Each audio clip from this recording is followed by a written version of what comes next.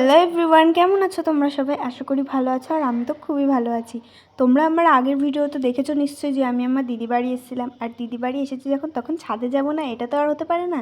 তো ছাদে আমি চলে গেছিলাম, আর সবার প্রথমে গেছিলাম এই আঙুর ফল গাছগুলোর দেখে। দেখছো তো কত পরিমাণে আঙুর ফল হয়েছে। তো আমি প্রথম যেই থোকাটা নিয়েছিলাম সেখান থেকে একটা আঙুর ফল তুলে নিয়েছি। আঙুর ফলটা সত্যি প্রচণ্ড মিষ্টি ছিল, কিন্তু পরে আমি যেই আঙুর ফলগুলো খেয়েছি সেইগুলো প্রচণ্ড পরিমাণে টক ছিল।